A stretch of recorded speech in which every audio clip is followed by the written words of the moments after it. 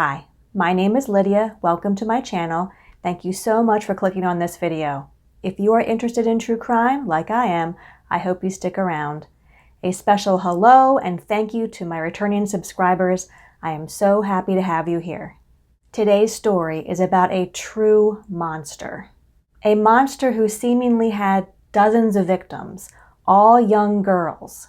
Yet he had the support of his family, his employer, and the community surrounding him. And at least to the public, he would never, ever admit his crimes. And as you will hear at the end of this story, his victims never really got the true justice that they deserved. Today we are talking about Richard Van Hook.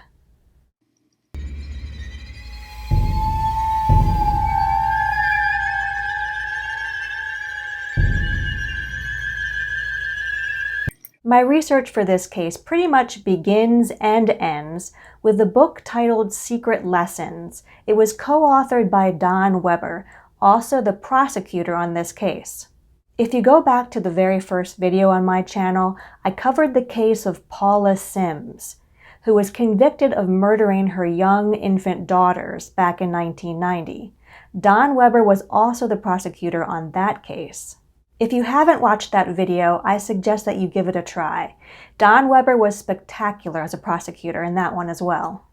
Paula Sims did receive a lengthy prison sentence, but unfortunately, as of the end of 2021, Paula Sims is now a free woman. She was released on parole at the end of last year. But back to this story. This story predates Paula Sims. This story is centered around the time of 1982-1983. The case of Paula Sims didn't happen until 1990. This case, the case of Richard Van Hook, happened in the state of Illinois, and it officially began with a phone call on January 15, 1982. The phone call was made to Pam Klein, the director of the Rape and Sexual Abuse Care Center at Edwardsville, Illinois. That day, Pam got a call from the Caseyville Police Department. They were there with two girls who had made allegations of sexual abuse from their male sixth-grade teacher. The girls' school was called Caseyville Elementary School, and it was located in the small village of Caseyville, Illinois. It was part of the larger school district of Collinsville, and the town of Collinsville was a larger town than Caseyville. When Pam arrived at the police station, she discovered and she learned that one of the girls who was making the accusations, her stepfather was a police officer. That police officer had had a chance to talk to his stepdaughter's young friends, and he had discovered more girls who had accusations against the teacher as well. At first, the girls had been very reluctant to share what they had experienced with the police and with anyone else, really, because they had sworn an oath of secrecy to each other. These were sixth-grade girls. Swearing an oath of secrecy was just a weekly thing, really. They were very tight with one another. But they knew something was wrong, and they knew they had to tell an adult. And here's where Pam Klein came in. When Pam Klein arrived at the police station, she discovered a total of 9 girls sitting around a large table, and they were all between the ages of 10 to 13 years old. And they all slowly and with hesitation began to tell Pam about their unique stories of the sexual advances and assault they had suffered by the hands of their 6th grade teacher. The teacher's name was Richard George Van Hook. Richard was a hometown boy from Collinsville. He went to the schools in Collinsville, he graduated from Collinsville High School, and he came back to teach there as well. Richard was pleasant-looking, not overtly handsome, but good-looking in a boyish sort of way. He stood at about 5 foot 8 inches tall, and he had blue eyes, and at the time of this case, he had brown hair that he combed to the side. He was born on March 27, 1947, and his nickname was Dick. At the time of this story, Dick's father had already died, and his mother was still living. Dick had a younger sister who also lived in a town next door. The Van Hook family was a well-respected working-class family. Dick's father was a machinist and his mother was a homemaker. They were a rock-solid family and they were well-respected in their community. Growing up, Dick was never in trouble at school or with the police. He was a nice-looking teen with a blonde crew-cut haircut and boyish, clean-cut looks. The photo that I'm showing now is actually a photo from one of his yearbooks when he was a young adult. Dick was an ambitious kid and he was involved in a lot of school activities. He was a member of swimming and diving teams at private clubs in the area, and he also worked as a lifeguard. He was a member of the science club and he was a student council member as well. A fine, upstanding young man, some would think. Dick graduated from Collinsville High School in 1965. He got a bachelor's degree from Eastern Illinois University in 1969 and a master's degree from Southern Illinois University in 1979. He got married on August 31st, 1968, to his high school sweetheart Sandra, or Sandy. He was only 21 years old. Sandy would later become a nurse at a local pediatrician's office. Dick avoided the Vietnam War draft because he had an education deferment, and the Van Hook family lived in a nice home, in a modest home in a cul-de-sac, right down the street from the high school. And from the outside looking in, they were a pleasant and happy family. Dick and Sandy had 2 children at the time of this case. They had a daughter who was 9 and a son who was 7. The family attended a local Methodist church where Sandy was a member of the board and Dick was the church librarian. Dick spent his first 2 years teaching at Edwardsville Junior High School, and district records would show that he was dismissed in 1971 for lack of tenure. He was hired by Collinsville School District in 1971, and he began teaching at the high school. There at the high school, he was the coach of the swim team and the diving team. He was very proud of his athletic performance in his youth. He just thought he was the greatest swimmer and diver ever. Eventually, however, Mr. Van Hook would move to the elementary level of teaching. He would move to Caseyville Elementary School, which was still a part of the Collinsville School District. But enough about good old Dick for now. We'll get back to him later. Let's return to Pam Klein, who was interviewing all those young girls who were bravely telling their stories to her. All the girls shared with Pam about their dread of possibly having to testify against their teacher in a courtroom. They were scared stiff of having to do that, and rightfully so. That would be a very scary thing at 10, 11, 12, 13 years old. But after Pam promised them that she would always be by their side as they moved through the police process and the legal process, and in fact she did prove to be that guide, staying by them the whole time, she asked if the girls could pick out one girl that would have been the teacher's pet. Who had Mr. Van Hook paid attention to the most in school, Pam asked. Who was his special student? Could they point to someone like that? And the girls could.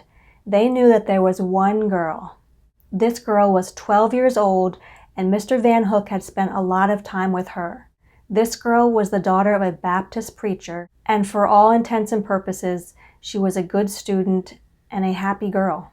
Pam and her colleagues knew that they had to find this girl that very evening and find her to interview her. They knew that the rumor about this ramped-up investigation was going to be all over the small town the next morning. They had to reach this girl before the gossip got to her or her family. So the girls were sent home with their parents, and Pam set off to interview that girl, that teacher's pet. She and the other police officers felt that the girls had been telling the truth. They had showed all the normal signs of telling the truth, and there was no sign that they were lying. She deeply believed that all 9 girls had been sexually assaulted in one way or another by their teacher. But it was important to get to that teacher's pet right away. And we'll call the teacher's pet Catherine. Although that is not her real name, this is an assumed name for the privacy of the victim. When Pam and the detective arrived at Catherine's house, Catherine's parents were shocked at the allegations against Mr. Van Hook. Their family knew him very well, they told the detectives. Mr. Van Hook's wife had worked for a doctor who helped them save money on their children's medical exams. They said that their daughter Catherine and Mr. Van Hook had a great relationship. They thought that there had to be some mistake. They can't be talking about Mr. Van Hook, the teacher that everybody liked, the teacher that was so good to their family. But the more the detectives talked about Mr. Van Hook, the more the parents realized that something was off. Yes, maybe something was off in the relationship between this teacher and their daughter. Pam and the detectives asked to speak to Catherine in private, away from her parents for a second. And when she discovered why they were there to talk to her, she immediately started crying, and she began to let them know her story. The girl slowly and haltingly began to tell the story of how Mr. Van Hook had abused her. Her story was slowly drawn out by the investigators. The teacher had not only molested her, he had coerced her into oral sex and eventually into intercourse. The 35-year-old teacher had talked his 12-year-old student into having sex. It was a case of statutory rape. Now this case had grown from simply a misdemeanor charge into a Class 10 felony. Catherine shared her story with the police officers and with Pam like this. Van Hook had been Catherine's 6th grade teacher for the 1980-1981 school year. It was her 6th grade year, her last year at Caseyville Elementary. When Catherine was 11 years old, Mr. Van Hook was the head librarian at the school, and he chose Catherine to be a library worker. Mr. Van Hook had a little private office in the library. It was sort of a storage closet that he made into his own little office. He had a desk and a chair, and there were other file cabinets. It was pretty small, but he did use it as an office. He called it the Bear's Cave. Well, at least he called it the Bear's Cave because there was a sign on the door. It said, "Bear's Cave, enter at your own risk." Pretty creepy, right? But Catherine liked Mr. Van Hook, and she was pleased that she was chosen to be a library worker. She thought he was a nice teacher. He had asked Catherine to help put the books away and to stamp them when they were being checked out. She liked the work. She liked hanging out with Mr. Van Hook. She felt special. And even when she just goofed off instead of working, Mr. Van Hook was nice about it. Overall, Mr. Van Hook seemed to like his students very much. He always chose, well, not always, but most of the time, he chose to eat with his students in the library, and he did not go to the teacher's lounge to eat with the other teachers. That should have been a warning sign right there.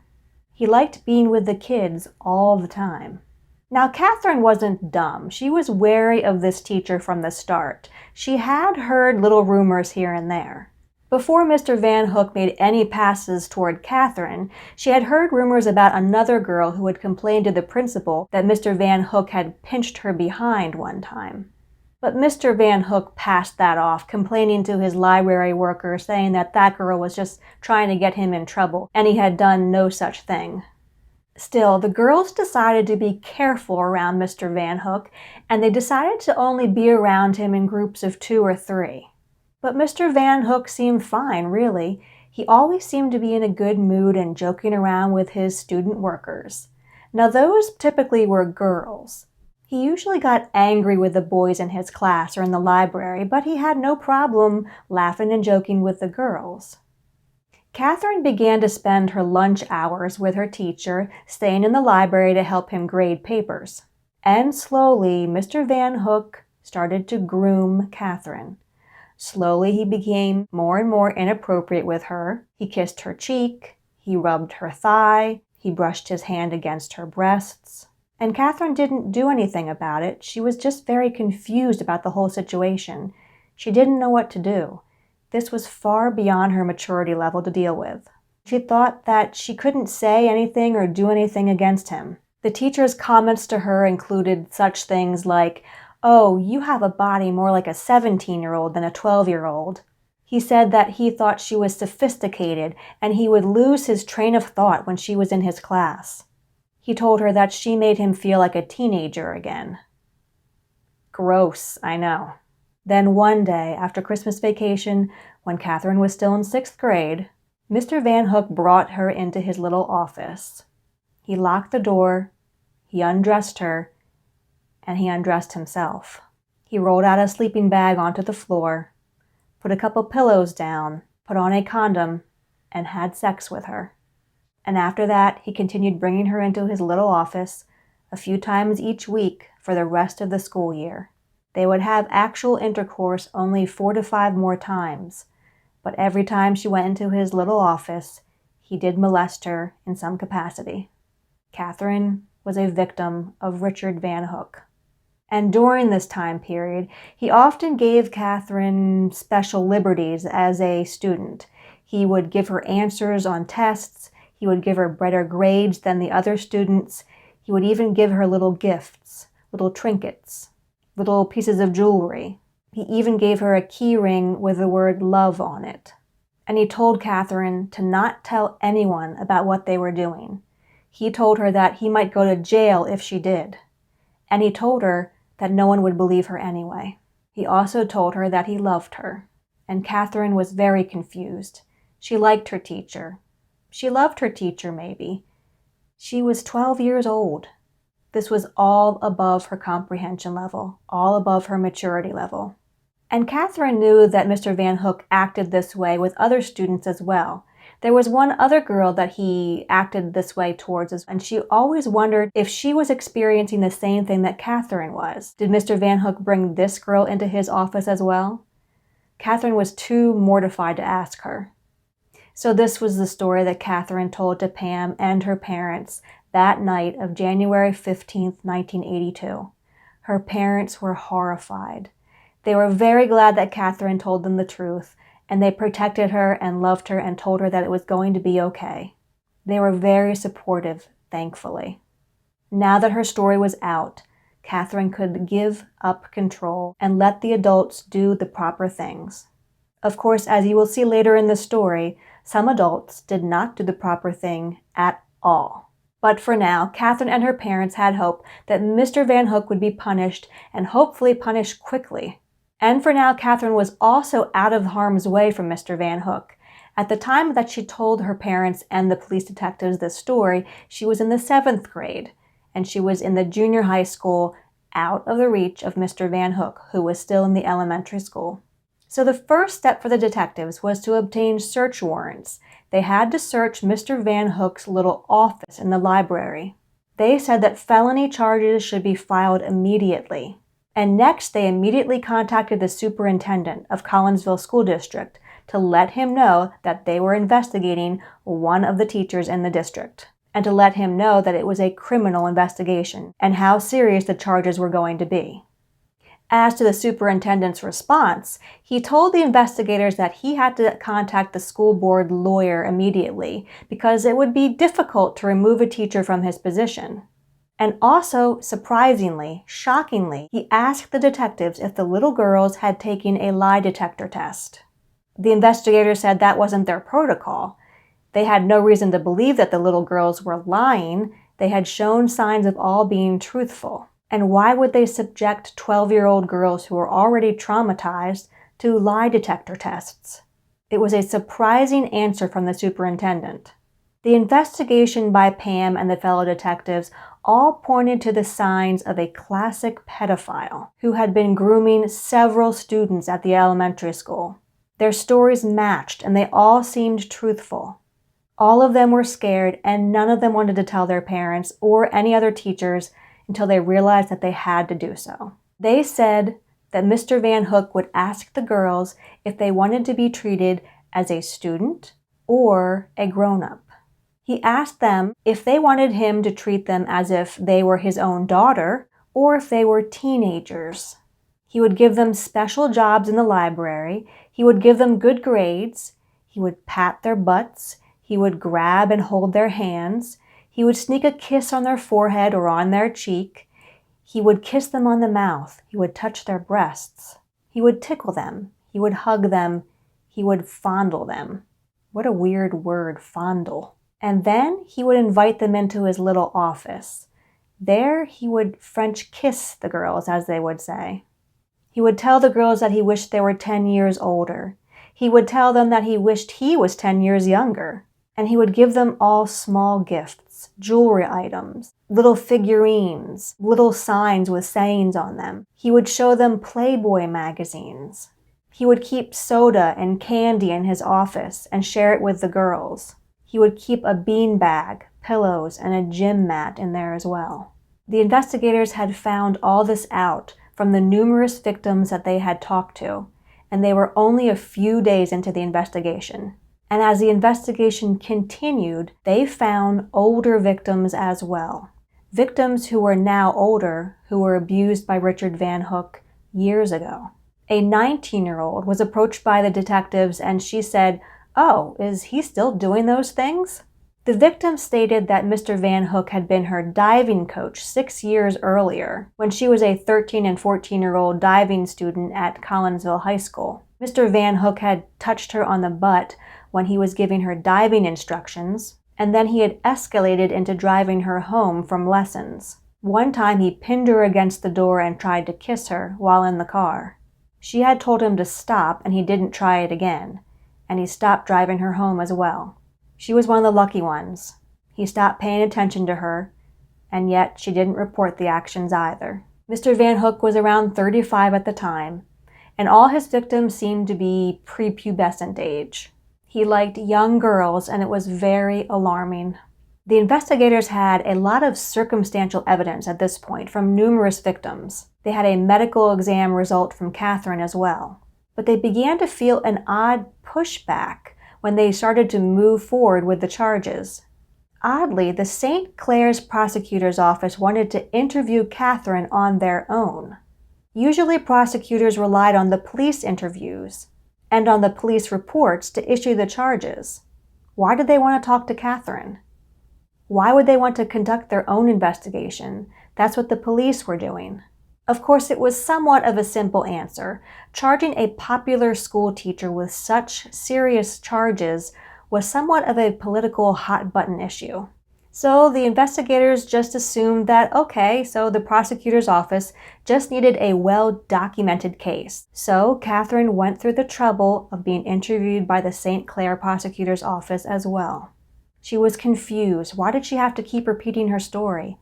But she did it, and she was a very brave little girl for doing so. The investigators did warn Catherine, and they warned the other girls too, that Mr. Van Hook was not going to admit to the things that he did. He would say to everyone that the girls were lying. So the girls were ready for this. They knew it was coming. And unfortunately, there was more trouble on the horizon. Around town, the rumor mill had started. The rumor was that the girls' stories were exaggerated. Mr. Van Hook had not done any of these things. He was a great teacher. The local community doubted the girls' stories. And as one detective quipped, "Everyone hates a child molester until that person is someone that you know." The initial interview with the Caseyville Elementary School principal did not go well either, just like with the superintendent. He reported that he had once seen Mr. Van Hook kiss a student on the cheek, but that he did not consider it inappropriate and he did not witness anything else inappropriate. Surprisingly, that had happened 1 year earlier. He also said that he had another complaint from a student a year earlier that she had been fondled by Mr. Van Hook. The principal also told the detectives that he had told Mr. Van Hook about the investigation a few days earlier. So now the investigators knew. Even if they obtained that search warrant right away to investigate the little side office in the library, any possible incriminating evidence would be gone. Mr. Van Hook would have gotten it all out of there. Any magazines, any pillows, any inappropriate little gifts, anything that could be construed to be inappropriate to being a teacher would be out of there. He had been tipped off by the school officials. They missed their opportunity. And that's exactly what happened.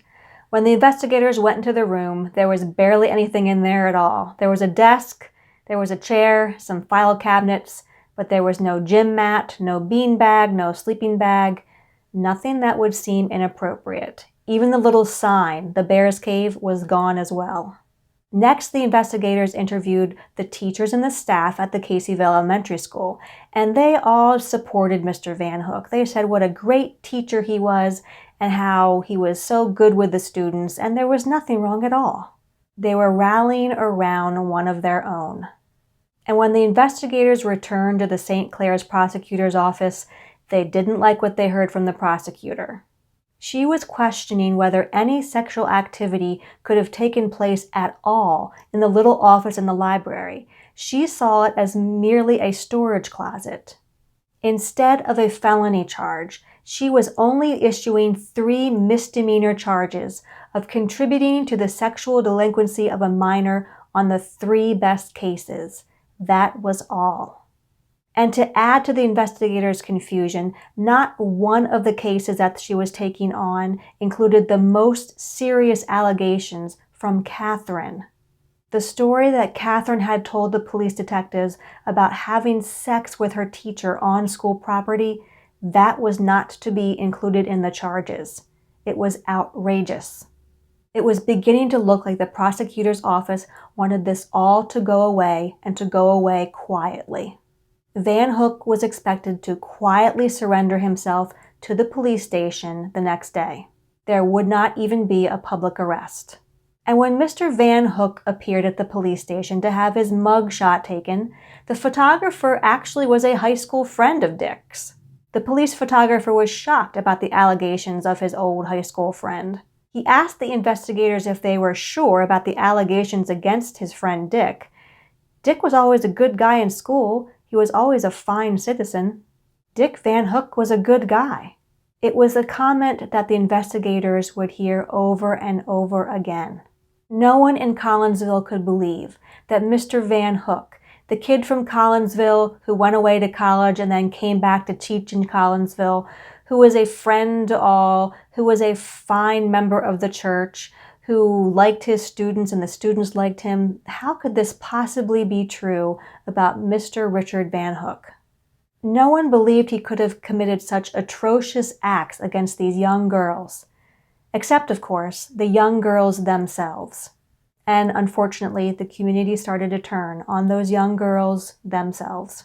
As Mr. Van Hook was out on bond, and the school board was making their own determination as to what to do with Mr. Van Hook's teaching position, the girls who had made statements to the police about Mr. Van Hook were being bullied at school. Sometimes they were being bullied by other students who told them that they didn't believe what they had said about Mr. Van Hook.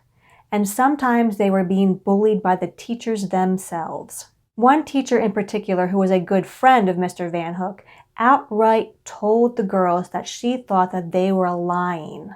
And in some aspects, the teachers were probably very nervous. Could they be accused of something similar? If these girls were lying, couldn't they lie about them as well? If Mr. Van Hook was indeed innocent, might they find themselves in a similar situation in the future? They all knew that sometimes students would exaggerate when they told their parents at home what had happened at school, so they were all very nervous. But disturbingly, one of the statements that the investigator had heard from yet another young girl was that she had complained about Van Hook to her parents the year before. They had in turn contacted the school principal, and instead of taking action, the principal had told the parents that Mr. Van Hook had not done anything inappropriate, and instead the girl had taken his actions the wrong way. And the principal warned those parents that they may be sued for slander if that girl had perpetuated that rumor. And sadly, those parents believed the principal and Mr. Van Hook over their own daughter, setting her down a path of confusion and psychiatric treatment.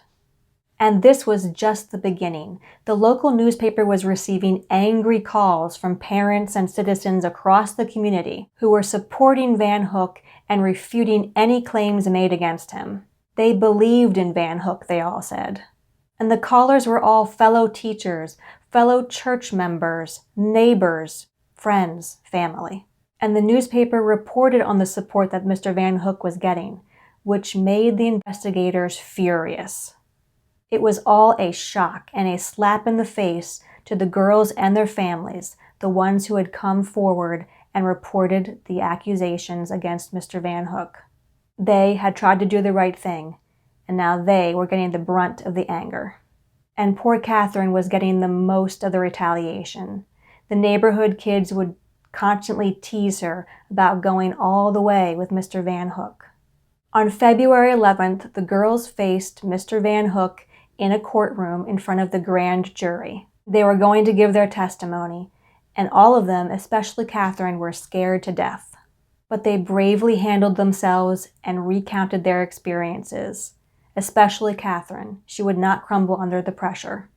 She answered bravely to all the questions that were asked, and she stared straight ahead and tried to avoid eye contact with her old teacher. They were relieved when it was all over. They believed they had done their part, and now the court system would do their part and punish their teacher. But they were sadly wrong. Mr. Van Hook was not going to face punishment, at least not yet.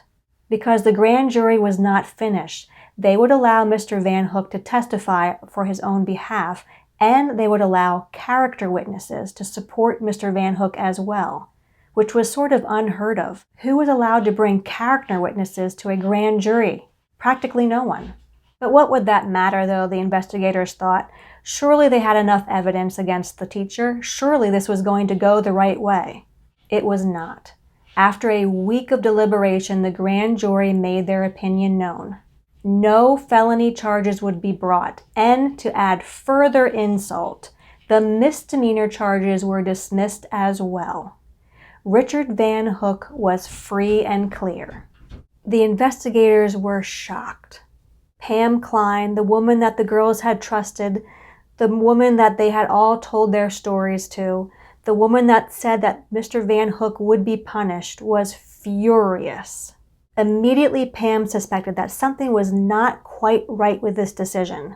She thought the decision had come down straight from the top, the prosecutor's office of St. Clair County.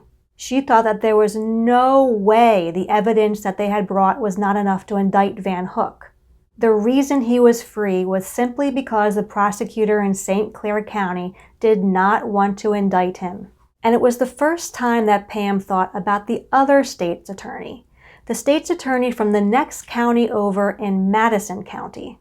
That prosecutor was Don Weber, and it was well known that he was an aggressive prosecutor, especially in cases involving sexual assault. But Don Weber practiced in Madison County, and all the Caseyville Elementary School girls who had testified lived in St. Clair County, the county where Caseyville Elementary School was located. Don Weber would have no jurisdiction in this case, at least not yet. But in the meantime, Mr. Richard Van Hook was jubilant. He had been cleared of the charges after all. He gave a statement to the newspaper that he was happy that he had received so much support from the community and that he had received numerous phone calls and written letters from people who had said that they were behind him. He reported that he had received not even one crank call. But he did say that he probably would never give any student a pat on the back ever again. Over in Madison County, the next county over, Don Weber read the grand jury opinion and he was disgusted. He was shocked to hear it. He knew the investigators who had looked through the case, and he knew that they would never have brought forth evidence that wasn't trustworthy. Prosecutor Don Weber was also a hometown boy himself. He himself had graduated from Collinsville High School only 2 years after Richard Van Hook. So when next Pam Klein and Don Weber spoke, of course they spoke about the case of Richard Van Hook. And Don Weber learned that the investigators were not quite finished with him. The investigators knew that Dick Van Hook had started his inappropriate behavior with students years before the current allegations from this group of young girls. And Don Weber told them if they could find a case located in Madison County, he could bring separate charges against Mr. Van Hook then. They had to find a case that occurred in Madison County when he was teaching at one of the other Collinsville School District buildings. And the case could not have passed the 3-year statute of limitations as well. If the investigators found a case that fit those parameters, they would have a case for prosecution. And in the meantime, Don Weber asked if the girls might be willing to take a lie detector test. Any sort of evidence that he could provide to the court system was going to be just extra assurance from the point of view of the court. So while the girls did that, reluctantly taking a lie detector test, but passing it, of course, the investigators were searching for something that they could prove Mr. Van Hook had done in Madison County. And they found a victim. They found a victim named Sarah. Again, her name has been changed. That is not her actual name. When they located her and asked her about Mr. Richard Van Hook, she was unsure whether she wanted to share her story. It had happened a few years ago, and she wondered if the community would believe her. After all, she had seen what they had done to the young girls from Caseyville. But Sarah thankfully decided to do the right thing, and she opened up and told the investigators her story. And what a story it was.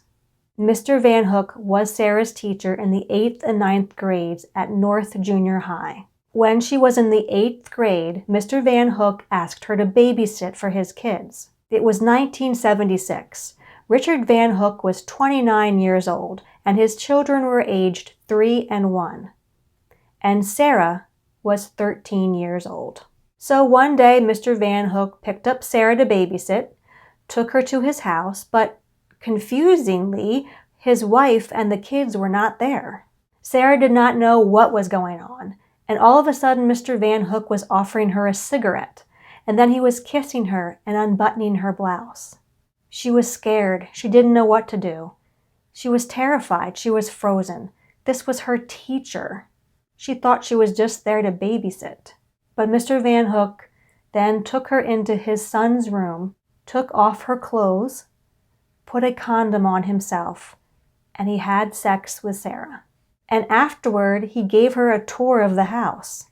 And he took Sarah home, giving her some money so that her parents would think that indeed she did babysit. And he also warned Sarah, if she told anyone else what had happened, no one would believe her, and the other teachers would just give her a hard time at school.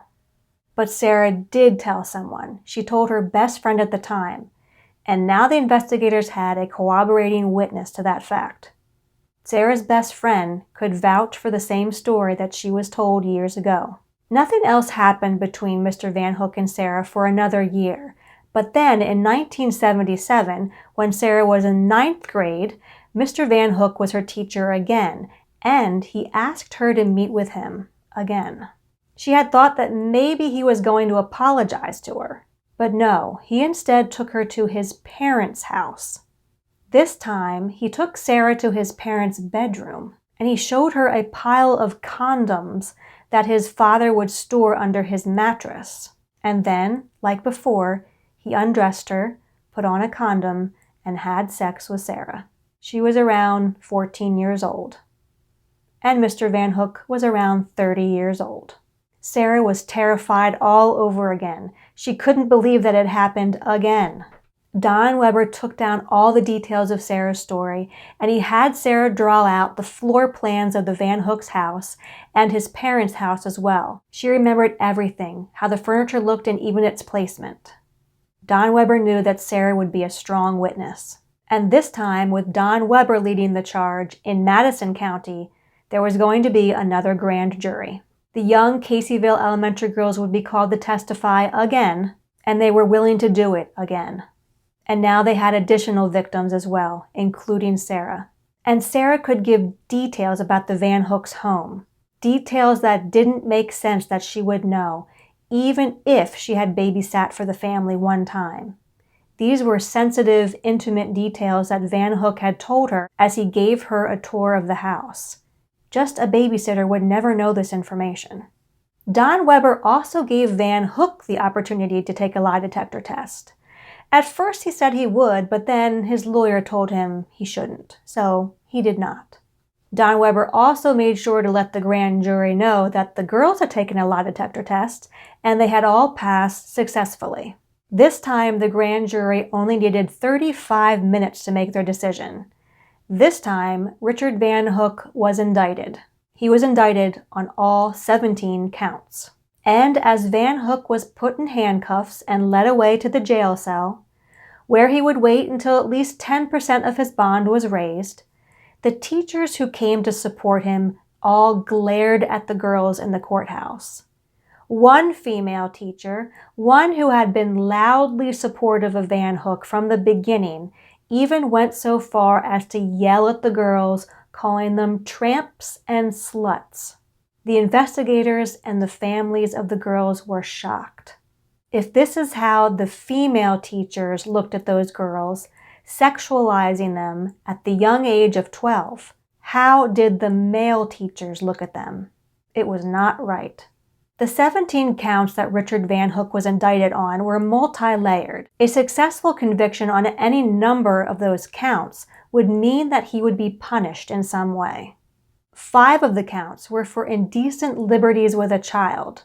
The charge was formally called statutory rape because it had applied to sexual activities with children under 16. Those counts were for Van Hook's interactions with a few different girls, including Sarah. The other 12 counts were for perjury, for lying under oath in a courtroom. 5 referred to the teacher's denials before the grand jury that he had not sexually molested Sarah. And the other 7 perjury counts applied to the girls from Caseyville Elementary School. All involved in the prosecution wanted to make sure that Richard Van Hook would never teach again, nor would he ever have access to school-age children again. Of course, time in jail would be best, too. The question remained, however, what would Richard Van Hook do before his trial began? There was a long time to wait. What was the school board going to do with Mr. Richard Van Hook while he waited for his trial to begin? What were they going to do with his teaching job? They decided to remove Mr. Van Hook from the classroom and assign him to the district's teaching center for non-teaching duties. But that did not mean that the teachers of the Collinsville School District did not support Mr. Richard Van Hook. Even with his indictment, a large number of his colleagues continued to believe him and support him. Signs popped up in school classroom windows stating, "We believe Mr. Van Hook," and bumper stickers on cars said the same thing. The Van Hook family's church raised funds for his legal fees, and an official defense fund was started. The community seemed to have chosen a side, and on the whole, it was not on the side of the victims. And all the while, even after the indictment, the investigators were still looking for more evidence. They continued to find and interview additional victims of the teacher. It seemed as if they would never be finished. And each girl had a similar story to tell. They all contained common details. Most of the additional interviews would not be presented in court. However, they did back up the stories of the girls who were already on the record. Richard Van Hook was a serial child molester and a very dangerous man. And the investigators were also collecting physical evidence as well. Wanting to confirm the details that Sarah had provided them about visiting the Van Hook's house and Van Hook's parents' house, they executed a search warrant of Van Hook's mother's house. They wanted to know if those condoms that Sarah had remembered seeing under Van Hook's parents' mattress, if those condoms were still there. And before they lifted that mattress, they asked Van Hook's mother for permission. Before they even lifted the mattress, Van Hook's mother said that if in fact there were condoms there, that it was her late husband who used to keep them there, not her son. Of course, her husband had died a few years earlier, so the condoms were no longer there. But unknowingly, Van Hook's own mother had just provided the investigators with confirmation that Sarah could not have known about those condoms without being there herself. They confirmed that Sarah had been there with her teacher. And why would she have been there?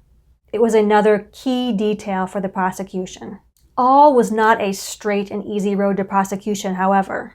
Van Hook's legal team took the prosecution through the ringer, arguing each charge and trying to have certain charges dismissed.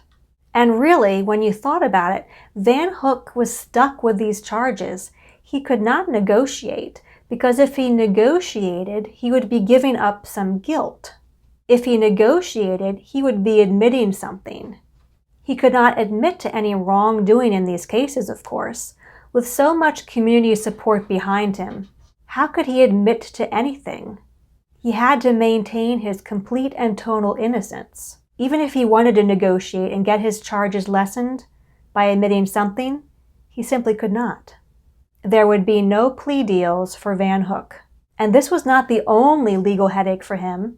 Sarah had also brought forth a civil suit against Van Hook and the Collinsville School District, seeking damages for being sexually abused by her teacher in, quote, acts of extreme and outrageous conduct. The trial was set for February 7, 1983. It was just over a year since the first victim had come to the police and the entire case against Richard Van Hook had begun. The jury was made up of 11 men and 1 woman. The prosecution presented their evidence first in the trial. With Don Weber delicately and confidently leading the way, the victims had to recount their experiences yet again. Those brave young girls. And with the damning testimonies from Van Hook's own mother and wife, proving that Sarah had indeed been in their homes and had known sensitive information that no babysitter would ever have known, those results were devastating for the defendant. While the defense tried to break down the girl's testimony and cross-examination, it seemed pretty clear to all those on the prosecution's side that the victims had done a great job in presenting the facts of the case and what they each knew to be true in front of the judge and the jury. The defense was up next, and it was their turn to try and turn everything the prosecution had presented on its head. The defense tried to chip away at the testimonies of the girls. They pointed to possible contradictions in the activities of the school during the times when they supposedly had been abused by Mr. Van Hook in the library office. And Van Hook's family would make statements that it would have been impossible for Sarah to have been at the family home during the time that she said she was. They said, for instance, that their TV was out for repair that day, and she had said that she had watched something on TV when she was there. It was a slight erosion of the prosecutor's case, bit by bit, and with each little chiseling away at the case, Don Weber got a little bit nervous. Was the jury being swayed, they all wondered? And would Richard Van Hook choose to take the stand in his own defense? The prosecution wouldn't have to wonder long. Richard George Van Hook, indeed, took the witness stand. Calmly, almost too calmly, he answered the defense's questions, denying every act that he had been accused of. He explained away some of the gifts and the trinkets that the girls had said he had given them. Some he had said were innocent gifts meant to just thank them for their work in the library or just to congratulate them on good grades, and other gifts he just flatly denied ever giving them. He admitted that he did use the little room in the library as a sort of office for himself. He had a small desk in there to grade papers, he said. He admitted that sometimes a student would come into the little office and help him grade papers, but he flatly denied that anything inappropriate had happened in there. It was really more of a storage closet than a true office, he said. And when the prosecutor, Don Weber, had his chance at a cross-examination of Van Hook, he in turn cut down a lot of the teacher's statements, pointing out the inconsistencies when he could, and getting the teacher to admit to statements that he had already made in the previous St. Clair County grand jury testimony, which weren't quite matching what he was now telling the jury in the courtroom. And when Richard Van Hook was finished on the witness stand, it was time for both the prosecution and the defense to make their closing statements. And then the decision would be in the jury's hands. The trial itself ended at about 2 p.m., and after about 10 hours, the jurors were finished with their deliberations, and they were back at 12:14 a.m. with a verdict. The decision was guilty on almost all of the accounts. Richard Van Hook received 5 convictions and 2 acquittals. The prosecution and the girls were very happy with the results. Finally, they saw the light at the end of that long, dark tunnel. Immediately, Don Weber asked that the bond for Van Hook be raised and that he be immediately taken into custody. Instead, the judge ruled that his bond would remain as is, and he would be allowed to return home until the sentencing hearing. Van Hook was still free until then. The sentencing hearing was scheduled to be about 30 days later. What would the sentence be, the prosecutor was asked. Don Weber was not prepared to say for sure, but the maximum sentence would be 20 years, 15 for indecent liberties and 5 for perjury. And in the next couple months that passed, Richard Van Hook was finally and officially fired from his teaching position, and he lost his teaching license as well. His wife had also stopped working, and Richard and his family were only surviving upon the support of his friends and family. But he still had people supporting him even after the trial, even after the verdict. The only thing left to wonder was what sort of a sentence he would receive, and to wait for the sentencing date, which was finally set for April 27th. But the sentencing itself would never arrive, because on April 25th, 1983, 2 days before his sentencing, Richard Van Hook drove to a park, sat down underneath a tree, and shot himself in the head with a small pistol. He had chosen death instead of punishment. And in his death, he had once again robbed those little girls. He had already robbed them of their innocence, and now he had robbed them of the justice that they deserved. They would never get to see their teacher, their abuser, punished. He would never spend a day in jail, and he would never admit to any of his crimes. And to cement that fact, he had even left suicide notes, which again pointed to his innocence. In those notes, he still blamed the girls, his victims.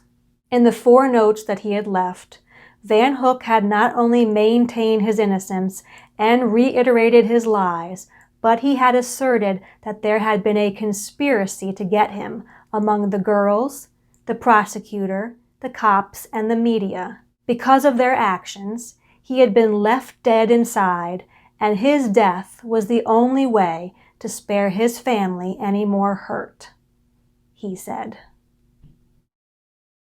And that is the end of this story. I certainly hope that all the victims of Richard Van Hook went on to live full and happy lives. I hope their own community eventually realized the error of their ways and supported their young citizens. And I hope that the awful memories of their times with their abuser of a teacher eventually faded away with time. I hope so. Thank you for your time in watching this video. I know that your time is valuable, and I am so glad that you chose to spend at least some of it watching this story with me. Let me know what you thought about this case in the comments below. And if you have made it to the end of the video and you're still watching, hi, I appreciate you even more. If you would like to hear more true crime stories from me, please consider subscribing. I would really appreciate it. Don't forget to check out that Paula Sims case. It was really interesting as well. Until next time, everyone, as always, please take care. Bye-bye now.